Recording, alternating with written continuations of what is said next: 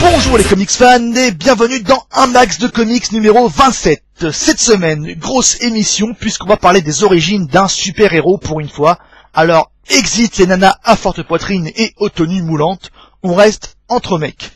Quoique, dit comme ça fait un peu gay. Bref, aujourd'hui, un max de comics est consacré au super-héros Marvel Nova. Un super-héros cosmique qui va pourtant rester longtemps confiné à la Terre dans ses premières aventures. Des premières aventures loin d'être glorieuses, vous allez le voir. Personnage né à la fin des années 70, il est publié pour la première fois en 1979 en France, dans Nova numéro 1. Il donne alors naissance au format économique chez les éditions Lug, et son nom à un magazine qu'il quittera après seulement une trentaine de numéros, 36 pour être exact.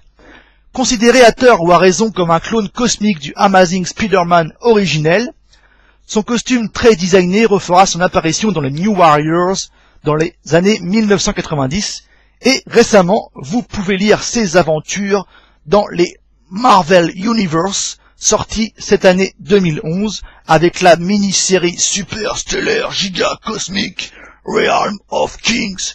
Mais tout de suite, revenons aux origines de ce personnage atypique de l'univers Marvel à travers Richard Rider, un clone de Peter Parker.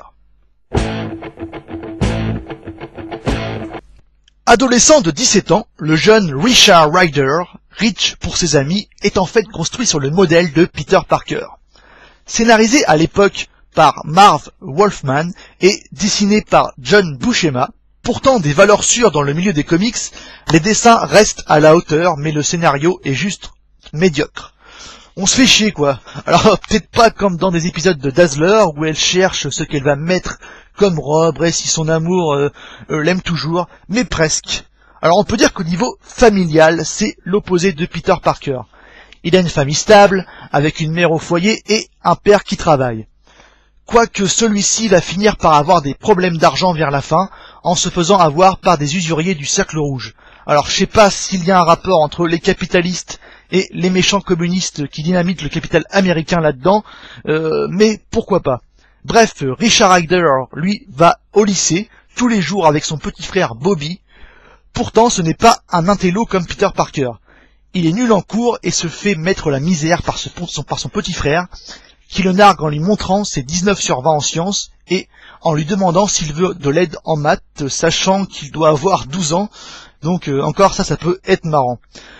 Mais au-delà de ça, les scénarios sont archi plats, ce sont juste des relectures des combats de Spider-Man, voilà, qui s'enchaînent avec un ou deux complots du Sphinx, donc l'ennemi juré de Nova. Mais voilà, on s'amuse pas, et on n'a même pas envie de réfléchir au pourquoi du comment. On a vu ce qui séparait Richard Rider de Peter Parker, maintenant voyons les ressemblances. Alors déjà, il se fait persécuté au lycée par un gros balourd qui sort avec la belle blonde cheerleader du lycée du nom de Ginger.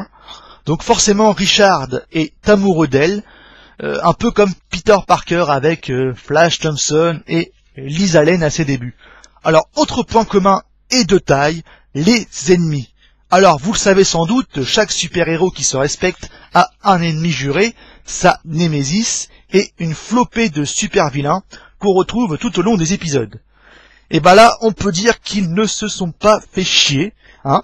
Vous prenez les pires ennemis de Peter Parker, vous les relookez, ni vus ni connus, et vous leur donnez un autre nom, et hop, Nova a des super vilains attitrés. Ouais, enfin là, c'est juste flagrant le copier-coller, hein. On voit que Nova était destiné à toucher le même public que les fans de Spider-Man. Le bouffon vert devient ici le Sphinx, donc avec les mêmes yeux et le même chapeau ridicule, le vautour devient le Condor, l'homme sable devient le diamant, et Electro devient Volt. Ouah, mais putain, quelle recherche scénaristique, ça fait peur. Bref, passons tout de suite à la saga, qu'on retrouve dans les premiers épisodes de Nova, Nova contre le Sphinx. Nova, le super-héros galactique. Vous vous demandez sans doute comment Monsieur Nova obtient ses pouvoirs. Eh bien, c'est l'extraterrestre Abin Sur qui envoie son anneau pour trouver un être humain capable de prendre sa place en tant que gardien du cosmos et de mettre fin... non, ça c'est Green Lantern, excusez-moi. Enfin bref, vous allez voir que au niveau du scénario et des origines de Nova, c'est pas très différent en fait. Hein. Alors le Centurion Nova, Roman D, un extraterrestre de la planète Xandar, est envoyé à la poursuite du pirate stellaire Zor, donc Zor, pas Zorg, parce que Zorg c'est dans Toy Story, donc ça n'a rien à voir. Bref, il le retrouve, mais il se fait trucider.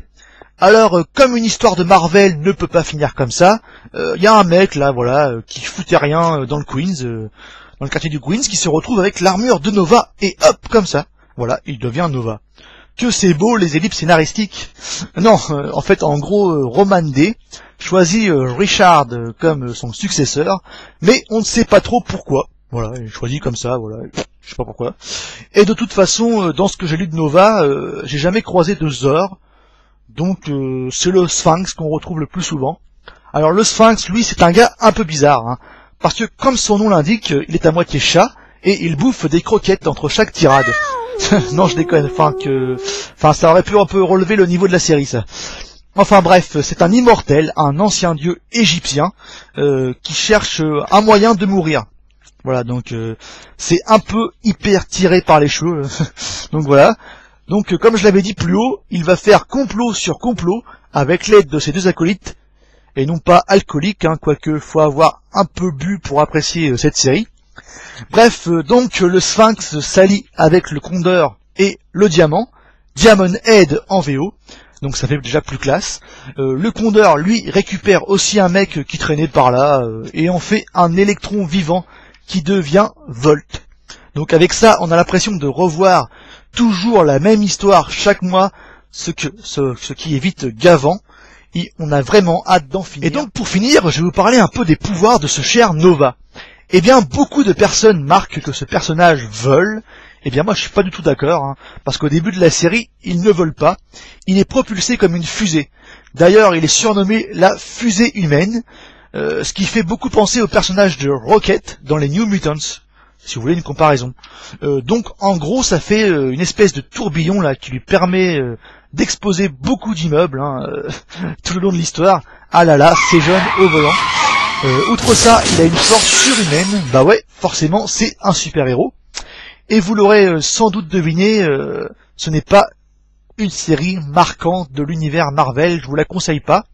En revanche, je vous conseille le magazine Nova dans son intégralité, parce qu'il y a quand même des grosses perles dedans. Bon, à part les épisodes de Peter Parker, alias Spider-Man, où il se bat en équipe avec le Marcassin, contre la secte de la lumière contrôlée par le maître de la haine, qui est en fait un homme loup créé par le maître de l'évolution. Enfin, si vous voulez rire, pourquoi pas. Non, dedans, on a quand même des séries majeures comme les FF de John Byrne ou Miss Hulk, toujours de John Byrne, donc qui sont juste excellents. Et aussi une bonne surprise qui est Spider-Woman. Mais enfin bon, tout ça vous sera sans doute compté une autre fois. Nova, lui, finit par être la guest star de sa propre série, car pour relever le niveau, on fait intervenir Spider-Man, Captain America et Hulk dans un même épisode. La série par elle-même finit en eau de boudin. Voilà, donc pour ceux qui ne savent pas ce que ça veut dire, c'est comme en queue de poisson. Voilà, puisqu'il se fait voler la vedette par les FF face aux moniteurs, des géants extraterrestres venus sur Terre, voilà, pour foutre la merde comme d'habitude. Donc Nova, lui, finit par raccrocher ses collants dans son 32e épisode, dans le numéro 36 de Nova, voilà. Dans ce numéro-là, il finit par accrocher les collants, se rendant compte en fait qu'il n'est pas à la hauteur pour être un super-héros, et on ne le retrouvera qu'en 1990, donc c'est pour dire que ce personnage n'est pas extraordinaire, n'est pas indispensable à l'univers Marvel, n'est pas indispensable comme lecture, mais moi je vous conseille quand même le numéro de Nova, parce que comme je vous l'ai dit, il y a des bonnes séries. Bref, j'espère que cette émission vous a plu. Comme d'habitude, j'ai essayé de faire plaisir à mon auditeur, à mon lecteur Mika Manga, voilà, qui aime beaucoup les origines des super-héros Marvel. Voilà, j'espère que Celle de Nova, tu les connaissais pas trop. Donc ça, c'est un peu dédicace à toi, Mika Manga. Voilà. Donc comme d'habitude, laissez un petit commentaire, un petit j'aime, partagez la vidéo sur Facebook, sur Twitter, sur tout ce que vous voulez. Faites plaisir à ceux qui aiment les comics, et faites-moi plaisir aussi. Donc voilà. N'oubliez pas de vous abonner si vous n'êtes pas encore abonné.